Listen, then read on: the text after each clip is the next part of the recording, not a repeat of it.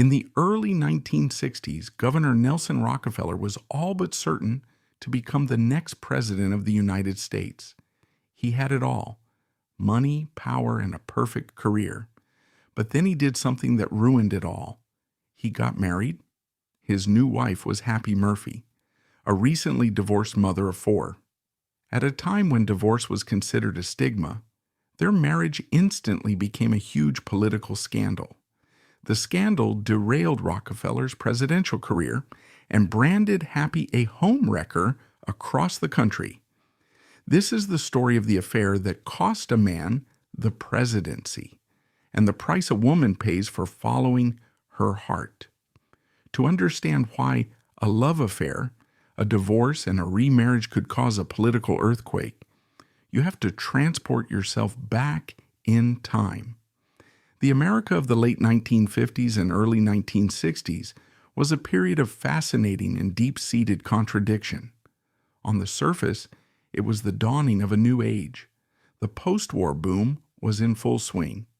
The nation was captivated by the youthful vigor of the Kennedy administration, a feeling of glamour and forward momentum that was christened Camelot. But bubbling just beneath that shiny, optimistic surface was a deeply conservative social current, a powerful hangover from the rigid conformity of the 1950s.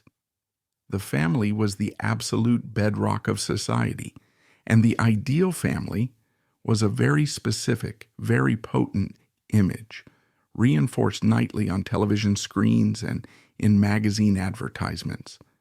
It was a working father, a graceful, supportive, stay-at-home mother, and their smiling, well-behaved children. This wasn't just a social ideal, it was a non-negotiable political prerequisite. A politician's family life was seen as a direct reflection of his character, his stability, and his fitness for office.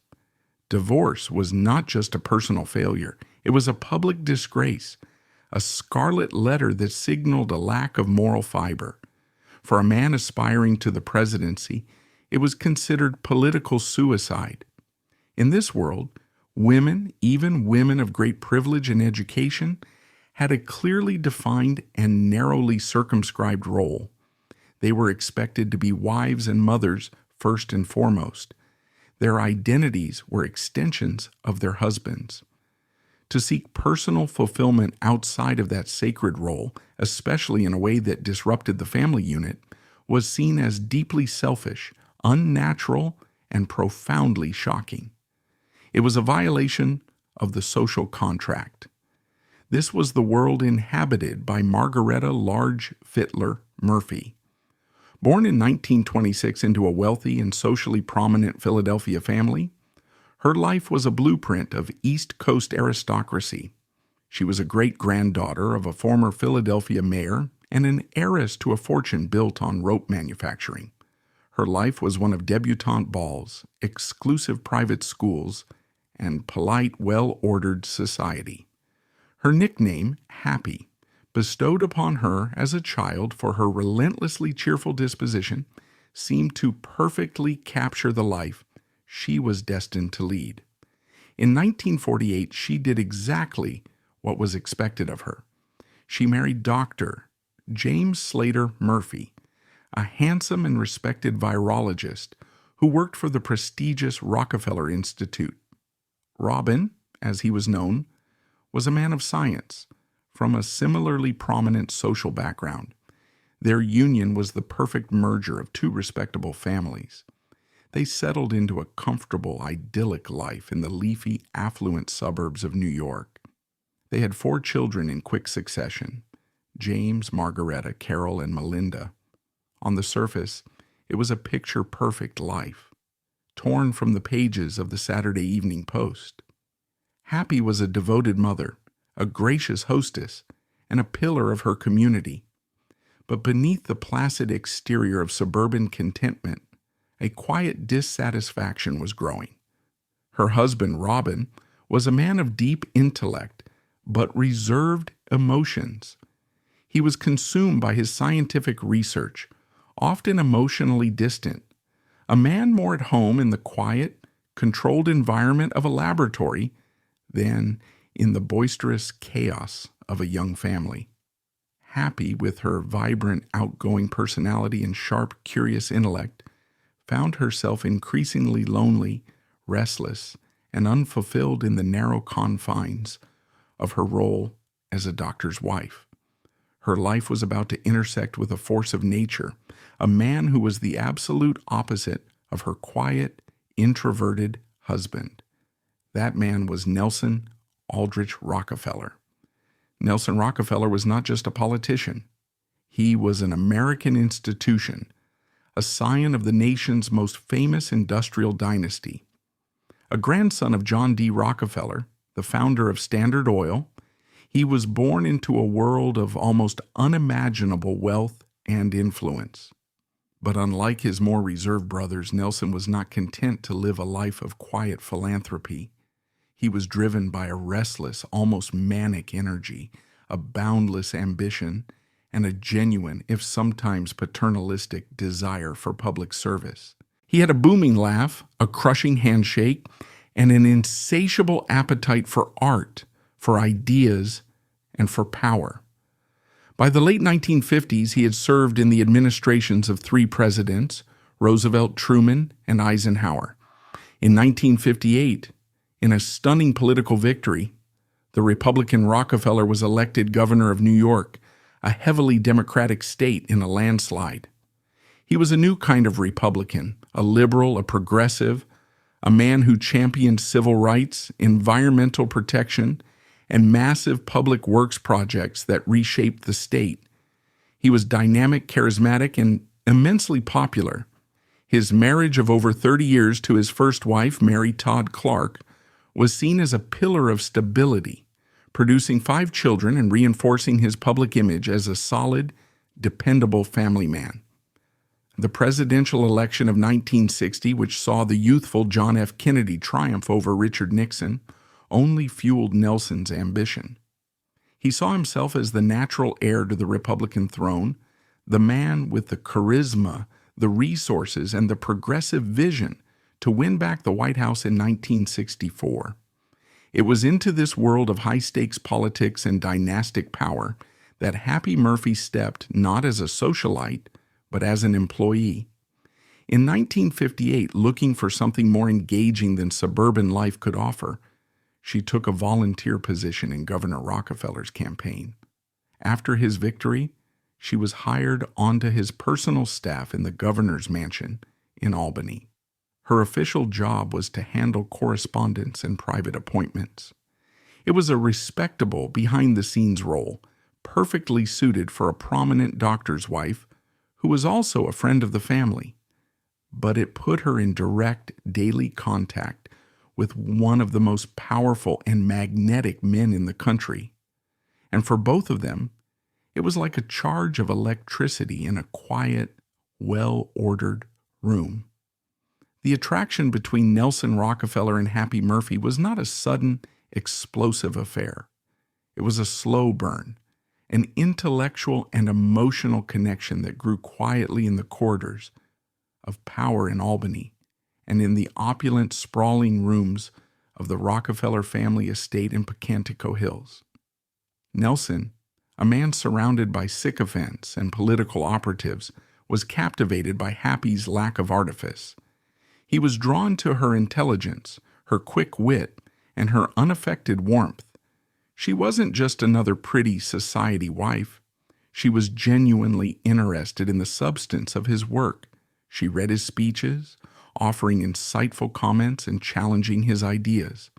She seemed to understand the immense pressures he was under in a way that few others did, including his own wife.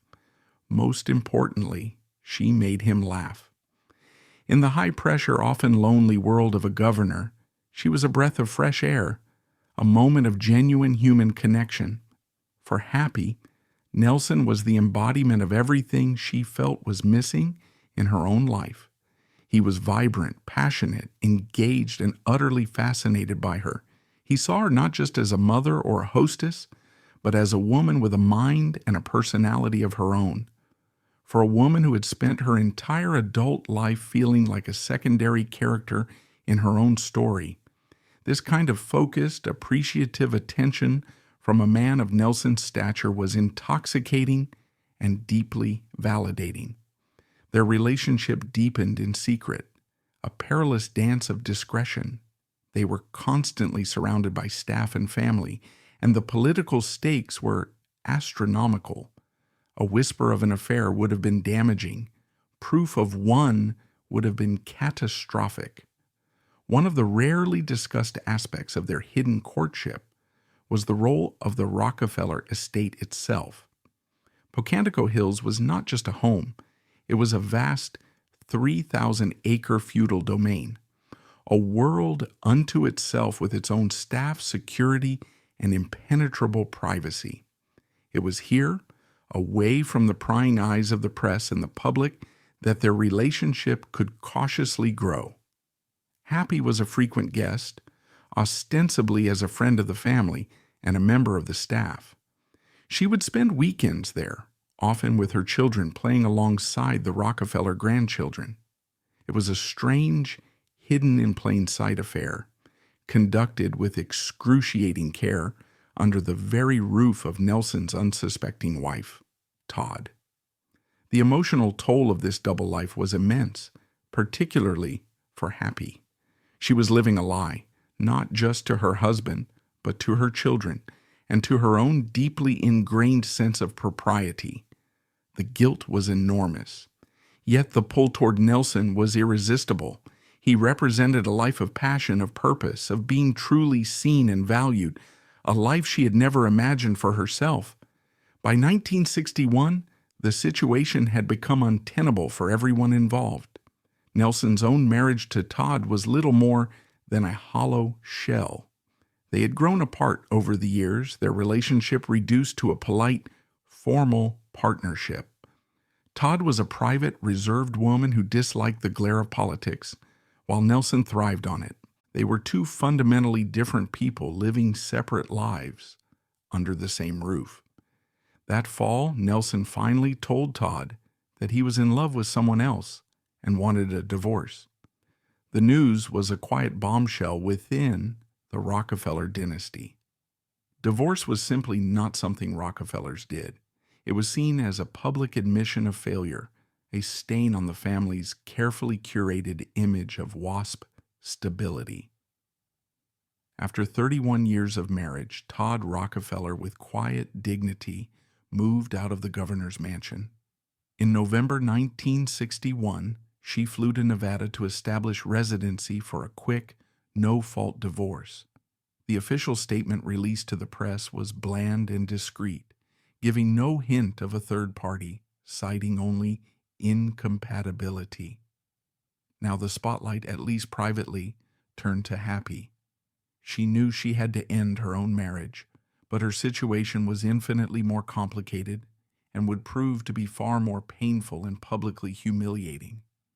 The decision for Happy to leave her husband was an agonizing one, a choice that tore her between her duty as a mother and her deep transformative love for Nelson. But the consequences of that decision would be more brutal than she could have ever imagined. In the early 1960s, the legal system was overwhelmingly biased against women in divorce proceedings. The concept of a no-fault divorce was still years away in most states. A divorce required a guilty party and an innocent party. Happy was the one leaving the marriage. She was the one in love with another man. In the unforgiving eyes of the law and society, she was unequivocally the guilty party. And her husband, Dr. Robin Murphy, a man of quiet pride, deeply hurt and publicly humiliated, was not inclined to be merciful. He agreed to the divorce, but he extracted a devastating price. He demanded, and under the law of the time was entitled to receive, full and sole custody of their 4 children, all of them.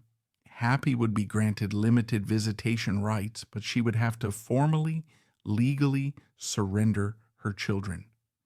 She would no longer be their primary caregiver. She would no longer live under the same roof with them. She would, in effect, become a visitor in their lives. This was a tactic of almost unimaginable cruelty, a move designed to punish her for her transgression in the most painful way possible. In the social context of 1963, a mother willingly giving up custody of her children was seen as monstrous, a profound violation of the natural order. It was the mark of an unfit, unnatural woman. But Happy was trapped. If she fought her husband for custody, the divorce would become a messy, protracted, public battle. Their affair would be dragged into the open with sordid details splashed across the tabloids. The resulting scandal would destroy Nelson's career before he could even announce his candidacy. The powerful Rockefeller family, desperate to avoid public disgrace and protect Nelson's political future, allegedly pressured her to accept the terms quietly and quickly. She was faced with a truly impossible Sophoclean choice: give up the man she loved and the future she dreamed of, or give up her children. In the end, she made a choice that would haunt her for the rest of her life, a choice that the public would never understand or forgive. She agreed to her husband's terms. On April 1st, 1963, her divorce was granted in Idaho. The court records noted in cold legal language that the custody of the 4 children, James, Margaretta, Carol, and Melinda, aged 3 to 12, was awarded to their father. The emotional impact of this decision is difficult to fathom. Happy was, by all accounts, a deeply loving and devoted mother. To be legally separated from her children, to be publicly and permanently branded as a woman who had abandoned them, was a wound from which she would never fully recover.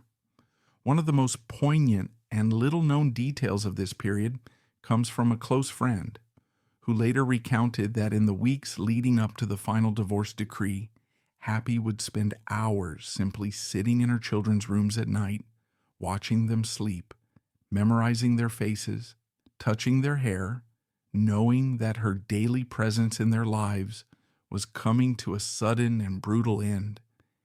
It was a silent, private agony, a mother's heart breaking in the quiet of her home. She was sacrificing her past for her future. She was gambling that the love she shared with Nelson would be strong enough to sustain her through this unimaginable loss. She had no idea that her private pain was about to become a very public and very political spectacle. For a brief, tense period, the political world held its breath. Governor Rockefeller was now divorced.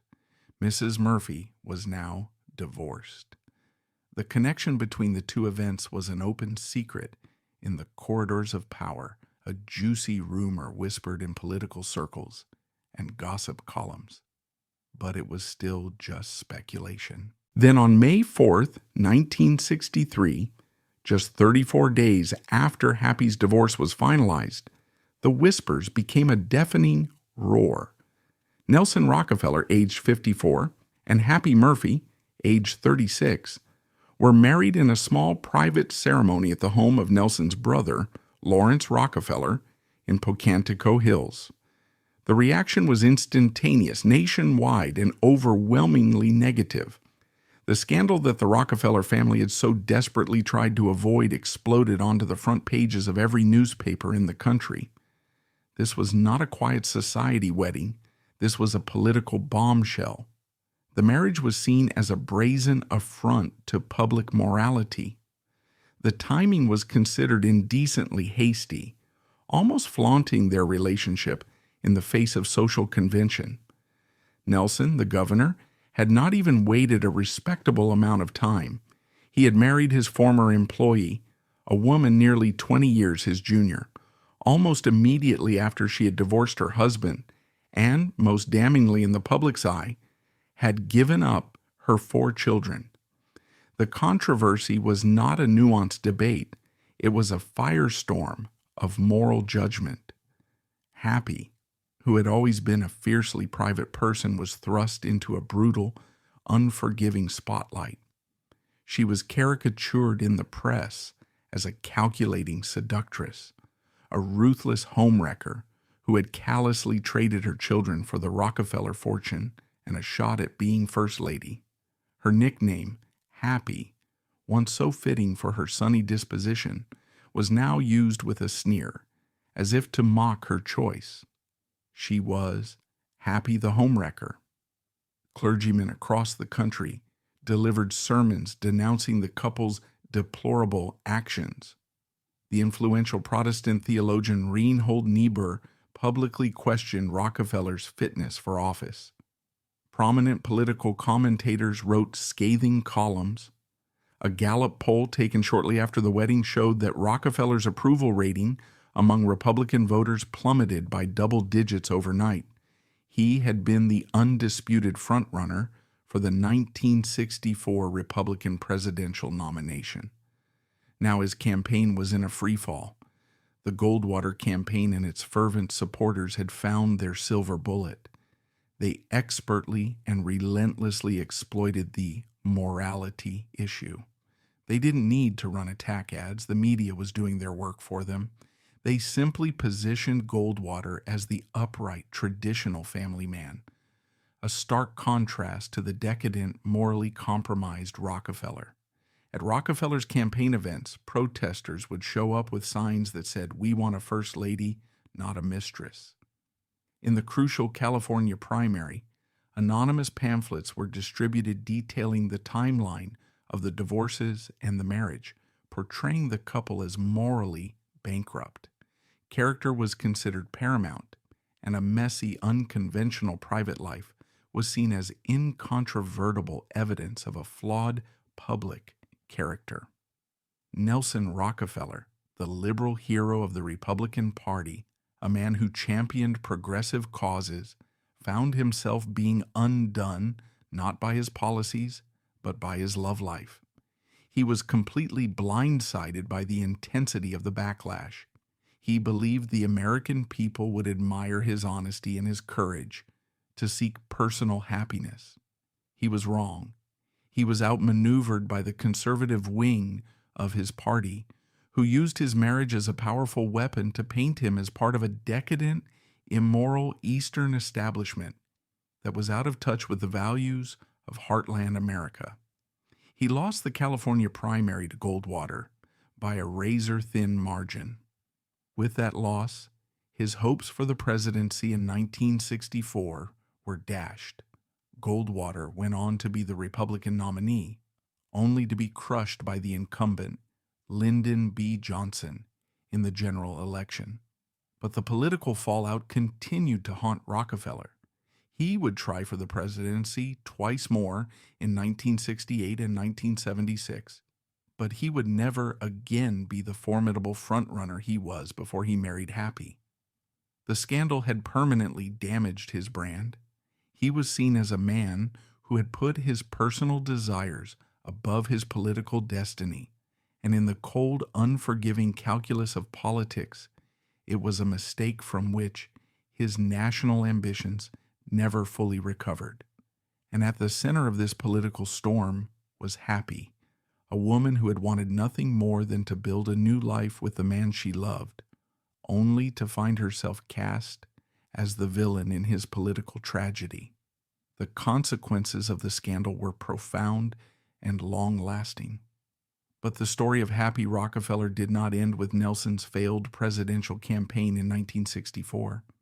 In fact, her public life was just beginning, and she would navigate its treacherous waters with a quiet grace and unshakable resilience that would, over many years, win over many of her harshest critics. After the firestorm of the election, she settled into her new role as the First Lady of New York. She consciously adopted a more reserved and traditional public persona. She avoided controversy. She focused her efforts on safe, respectable projects related to the arts, historic preservation, and mental health. She and Nelson had two sons of their own, Nelson Jr. in 1964 and Mark in 1967. She created a warm and loving home for them and was a fiercely protective mother, determined to give her new sons the stability she had been forced to relinquish with her older children. But her past was always with her. Her relationship with her 4 children from her first marriage was, for many years. The pain of the separation combined with the intense public scrutiny of the scandal created a chasm that was difficult to bridge. While relationships were eventually repaired over time, it remained a source of profound private sorrow that she carried with her throughout her life, a stark contrast to her public image of serene contentment. Her most significant moment on the national stage, however, would come a decade later, and it would be born not of politics, but of a deeply personal health crisis. In 1974, following Richard Nixon's resignation, President Gerald Ford nominated Nelson Rockefeller to be his vice president. The confirmation process brought Happy and the old scandal back into the national spotlight. Just weeks after the grueling confirmation hearings began, Happy underwent a routine medical exam and was diagnosed with breast cancer. She required a radical mastectomy. This was 1974. Cancer was still a word spoken in fearful whispers. A diagnosis was often seen as a death sentence, and the disease, especially a woman's cancer, was shrouded in secrecy and shame. Just a few weeks earlier, in an act of unprecedented bravery, First Lady Betty Ford had undergone a similar procedure and had chosen to be completely open about it, stunning the nation. Happy Rockefeller had a choice. She could have easily dealt with her illness privately, shielded by the immense power and wealth of her family. No one would have blamed her. Instead, she chose to follow Betty Ford's courageous example. From her hospital bed, she issued a direct and honest public statement about her diagnosis and her surgery. The impact of these 2 prominent women, the First Lady of the United States and the soon-to-be Second Lady, speaking openly and frankly about breast cancer within weeks of each other, was nothing short of revolutionary. It shattered the taboo surrounding the disease. Their courage prompted tens of thousands of women across the country to seek breast exams, leading to countless early detections and saving an untold number of lives. In this moment of personal vulnerability, Happy Rockefeller did more for the public good than she ever could have as a conventional political wife. She transformed her personal crisis into a national teachable moment. It was a quiet act of immense courage, and it fundamentally changed the public's perception of her. She was no longer just the woman in the scandal. She was a brave cancer survivor, a woman who used her platform not for personal gain, but to help others. She served as Second Lady of the United States for nearly 2.5 years, with quiet dignity and grace. That peace, however, was shattered by Nelson's sudden and scandalous death in 1979, an event that created the final media storm surrounding the Rockefeller name. On January 26, 1979, Nelson Rockefeller died at the age of 70. The initial public announcement said that he had died of a heart attack while working in his office at Rockefeller Center, but that story quickly fell apart.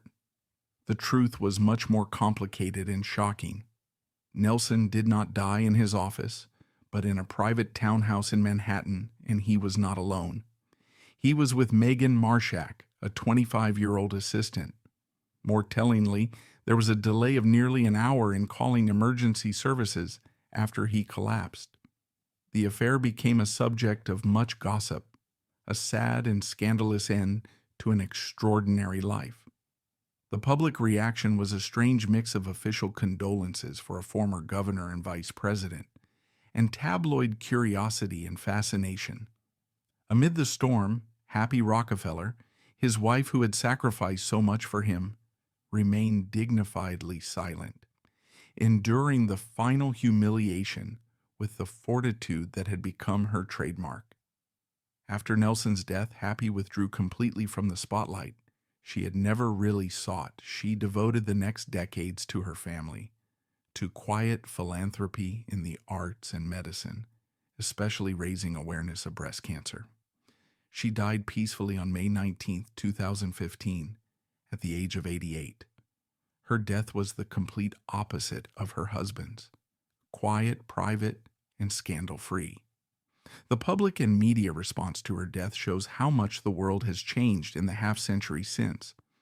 Obituaries and memorials have, of course, recounted the 1963 marriage scandal as a defining event in her life, but the tone has changed.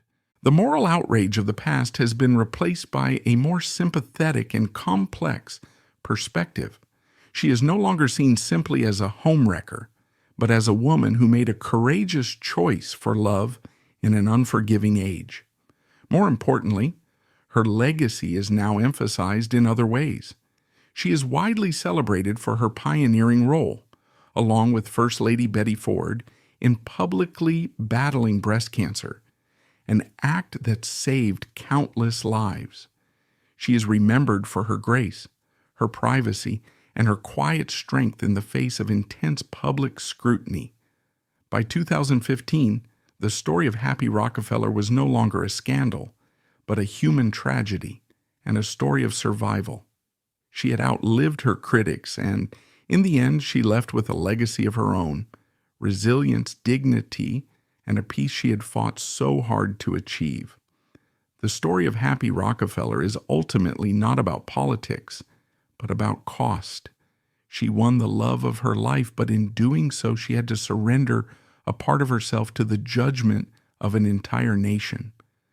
The woman nicknamed Happy lived a life defined by personal sacrifice and pain, even as she stood next to one of the most powerful men in the world. So she is neither the hero nor the villain in Nelson Rockefeller's story. She is the protagonist of her own story, a complex story of survival, of finding personal happiness in a world that does not allow it, and of the quiet dignity of a woman who chose love no matter the consequences.